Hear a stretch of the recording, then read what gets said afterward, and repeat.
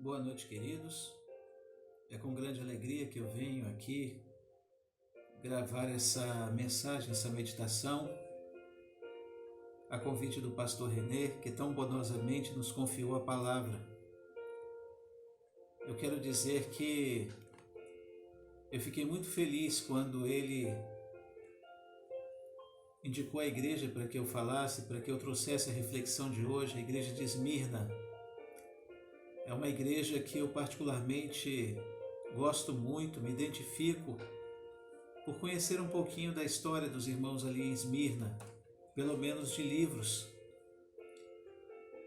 A gente que já trabalhou um pouco com história, estudou um pouquinho sobre esse contexto de igrejas do primeiro século que o Apocalipse cita, há sempre aquela que a gente se identifica mais.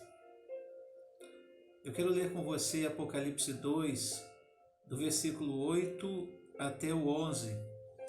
É o texto que fala sobre a igreja de Esmirna, para a qual Jesus mandou que João entregasse também uma carta, de acordo com a revelação que ele havia recebido.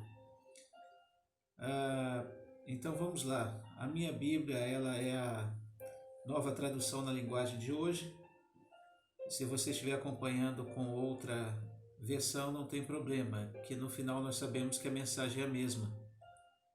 Diz assim a Bíblia: Ao anjo da igreja de Esmirna, escreve o seguinte: Esta é a mensagem daquele que é o primeiro e o último, que morreu e tornou a viver. Eu sei o que vocês estão sofrendo. Sei que são pobres, mas de fato são ricos. Sei como aqueles que afirmam que são judeus, mas não são, falam mal de vocês. Eles são um grupo que pertence a Satanás.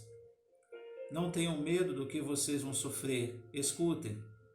O diabo vai pôr na prisão alguns de vocês para que sejam provados e sofram durante 10 dias. Sejam fiéis mesmo que tenham que morrer. E como prêmio da vitória eu lhes darei a vida. Portanto, se vocês têm ouvidos para ouvir, então ouçam o que o Espírito de Deus diz às igrejas.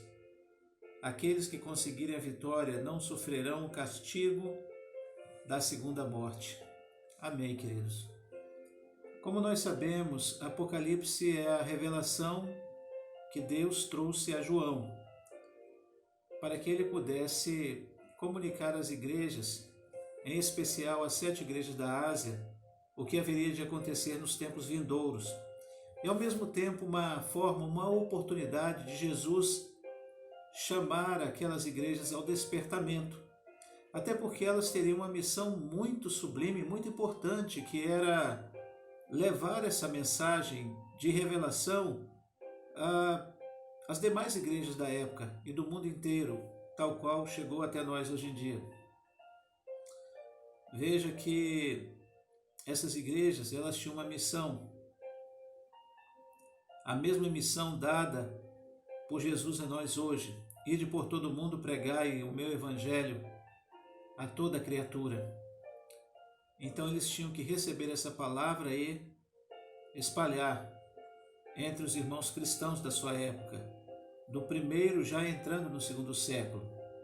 Mas vamos lá, algumas informações sobre Esmirna. Esse nome tem o significado de mirra, vem de mirra, que por sua vez significa que é um perfume suave, que tem um cheiro suave. A Bíblia, inclusive, cita na preparação das especiarias, quando os sacerdotes deveriam preparar o azeite para a unção no tabernáculo, um dos elementos utilizados era a mirra. Bom, hoje Esmirna é conhecido como Izmir, ou Izmir. Ela é a terceira maior cidade da Turquia hoje e é o segundo mais importante porto do país. A Turquia, ela abrange, Ela tem uma geografia muito privilegiada, porque ela está no Oriente, mas de frente para o Ocidente.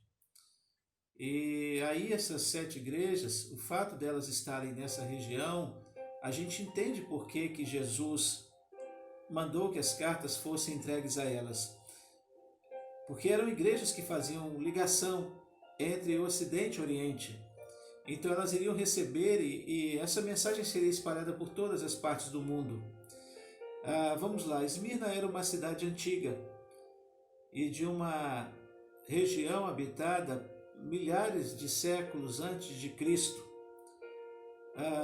6 séculos antes de Cristo, ano aproximadamente 600 antes de Cristo, a cidade de Esmirna foi invadida pelos lídios e foi destruída, foi pilhada pelos lídios, mas ela ganhou nova vida quando foi reconstruída pelos romanos e mais tarde, ela foi reconstruída pelos gregos e mais tarde reerguida pelos romanos. Esmirna, ela se tornou um centro de idolatria oficial. Ela ficou conhecida como a guardiã do templo da cidade, a guardiã do templo da cidade de Roma. A cidade de Roma era divinizada e o templo que adorava a cidade de Roma estava em Esmirna. E não só a cidade de Roma, mas o próprio imperador Tibério foi quem construiu um templo a ele mesmo na cidade de Esmirna. Para aqueles que conhecem a história, devem lembrar que mesmo antes um pouco do nascimento de Jesus, os imperadores já eram divinizados e por isso se chamavam Augustos, César Augustus, né? Bom, Esmirna foi a primeira cidade da Ásia a construir então esse templo à sua deusa. E além disso foram descobertos depois por historiadores e arqueólogos templo ao próprio Poseidon, deus do mar.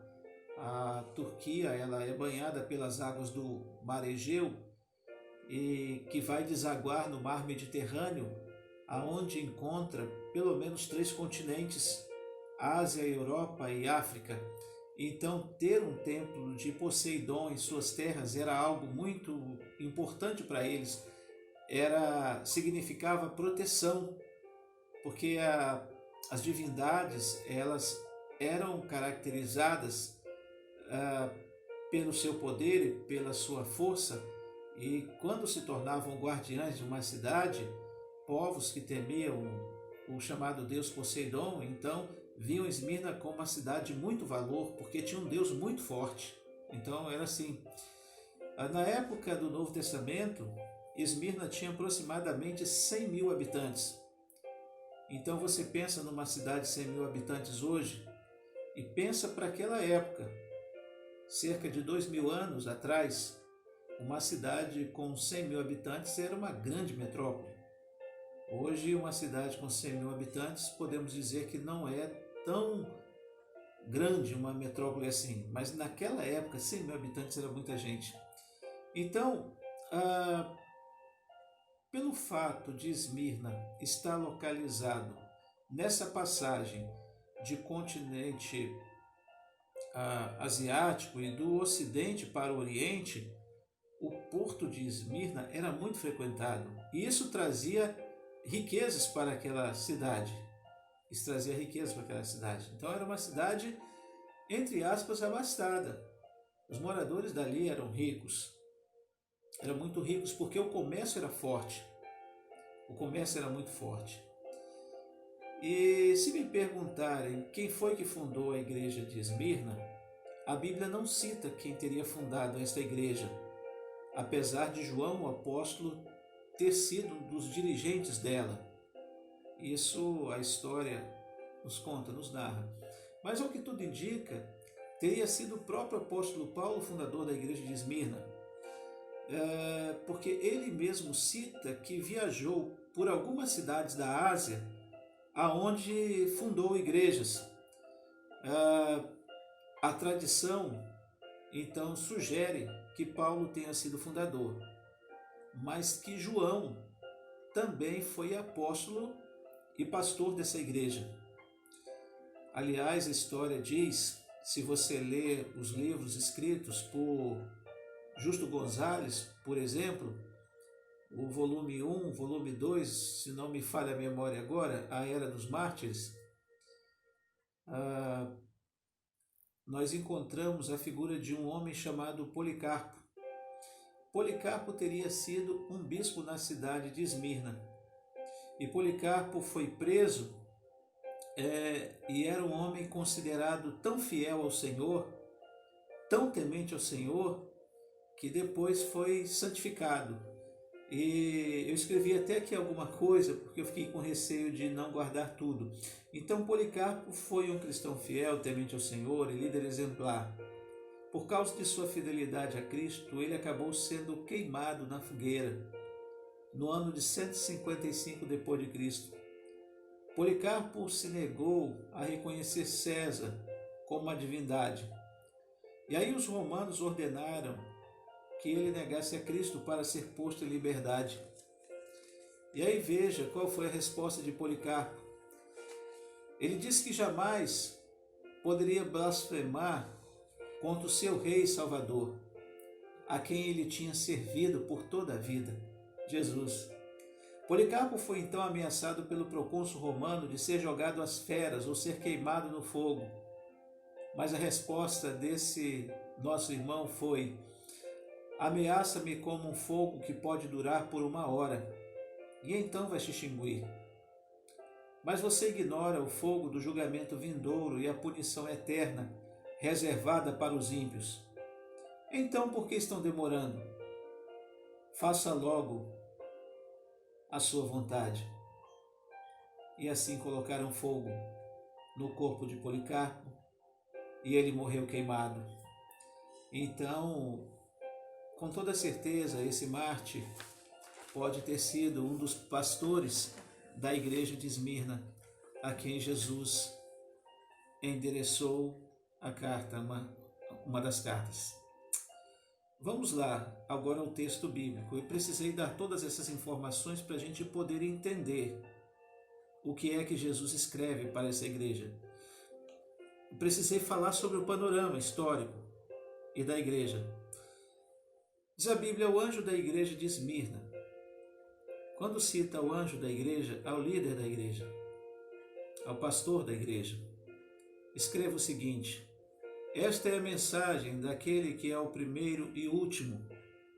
Jesus já se apresenta lá no primeiro capítulo como o Alfa e o Ômega, a primeira e última letras do alfabeto grego. E aqui ele afirma: esta é a mensagem daquele que é o primeiro e o último, que morreu e tornou a viver. Quem foi que morreu e tornou a viver?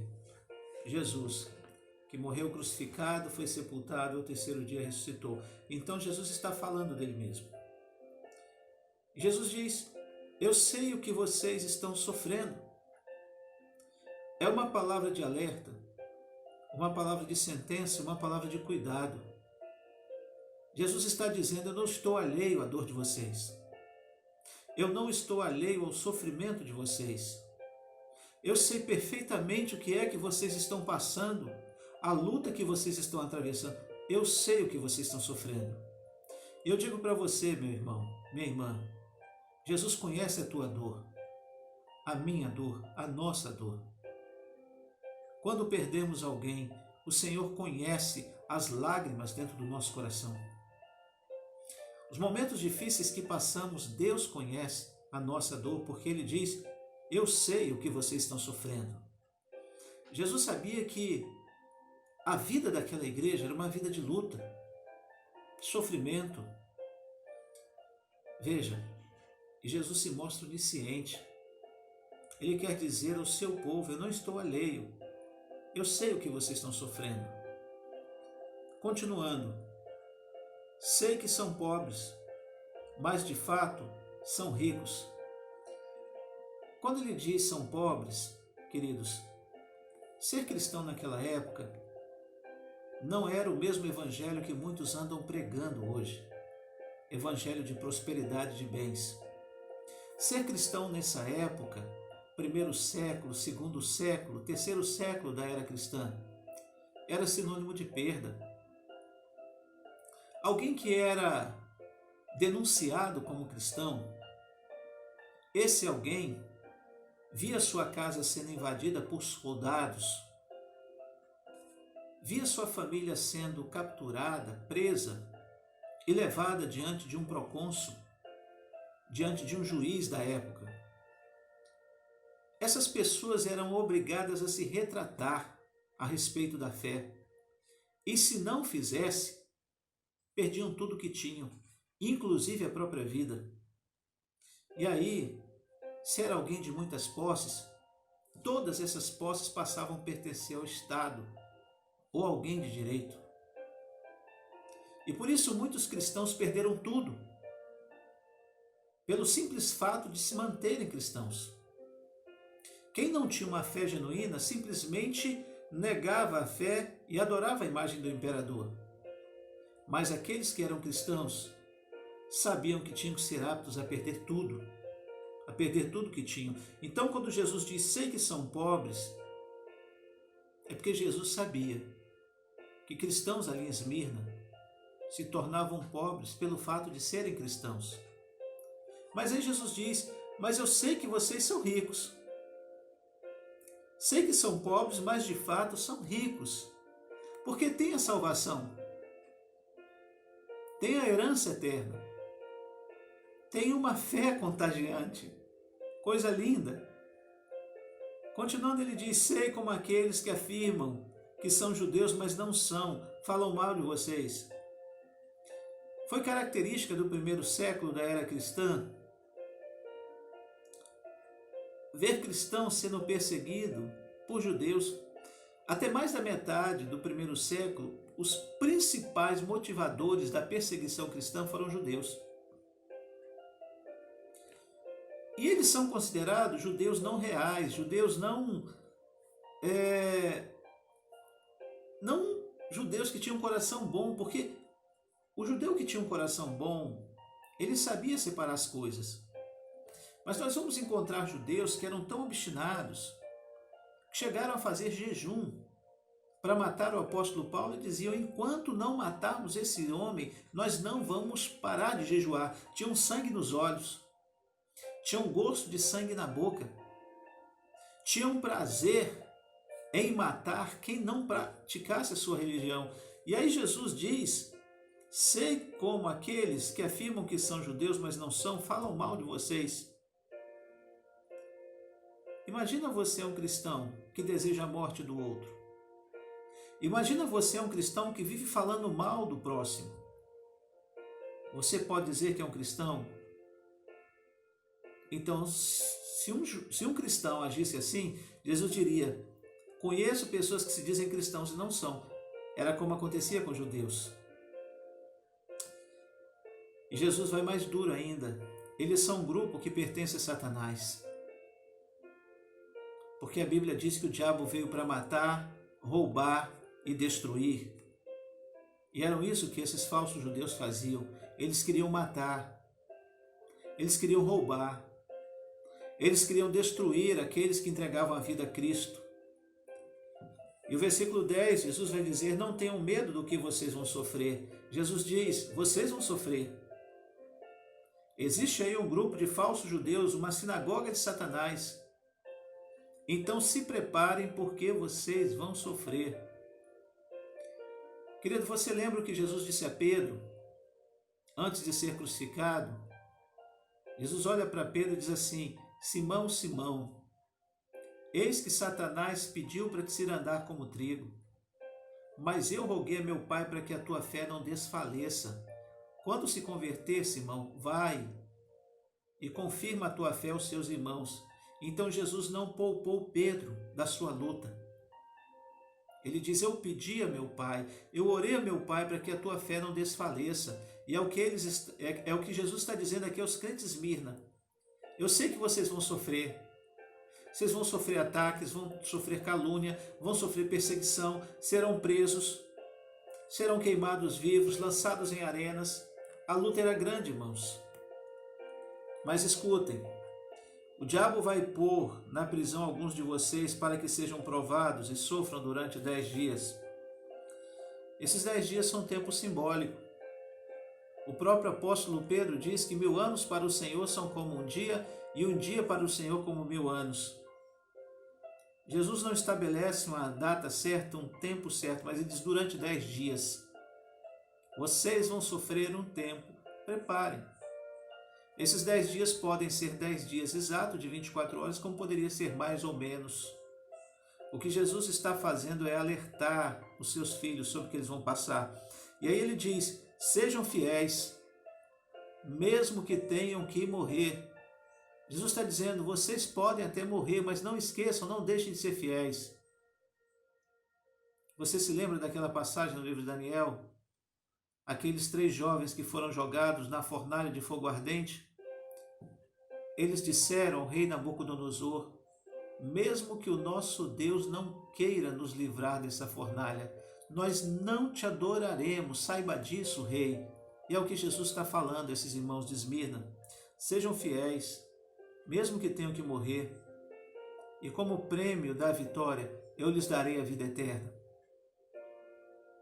Jesus diz, assim como aconteceu com Estevão, se preparem, pode ser que vocês venham morrer, mas não tenham medo, porque a vida eterna está preparada para cada um de vocês.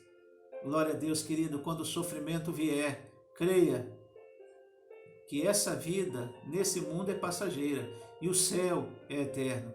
Creia nisso.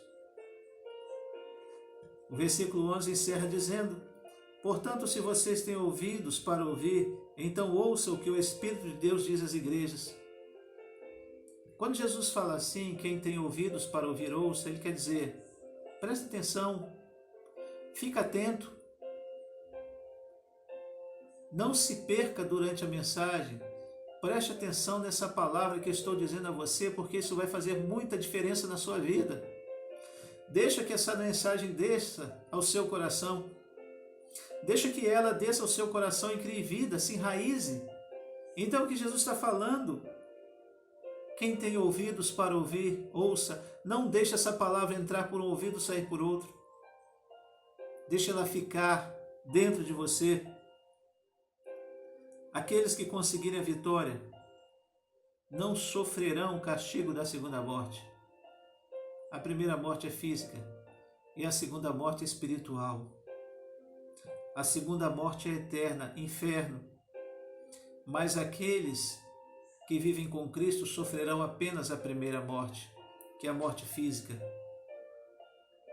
mas gozarão a eternidade, viverão a eternidade no céu com Jesus.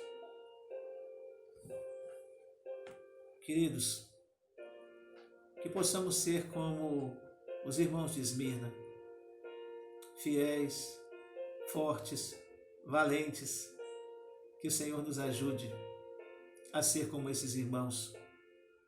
Deus nos abençoe, nos dê um dia, uma tarde, uma noite em sua presença. Foi muito bom estar com você. Eu sou o pastor Moisés Rodrigues de Menezes, pastor da Igreja Batista no Gandé, em Magé. É um prazer falar contigo, conhecer, e muito obrigado por você ter usado o seu tempo tão precioso para ouvir essa palavra. Vamos orar? Senhor Deus, nosso Pai, agradecemos por poder levar a Tua mensagem e queremos pedir, Senhor, que Teu Santo Espírito possa conduzir essa palavra a cada coração e a cada lugar que chegar, possa criar vida e gerar vidas e vidas. Nos ajuda, Senhor, a exemplo dos irmãos de Esmirna, ser fiéis até a morte, para termos um dia a coroa da vida. Nós reconhecemos o Teu poder, a Tua glória. E no nome santo de Jesus, nosso Senhor e Salvador, nós a Ti oramos e agradecemos hoje e para sempre. Amém. Deus nos abençoe. Fica na paz de Cristo.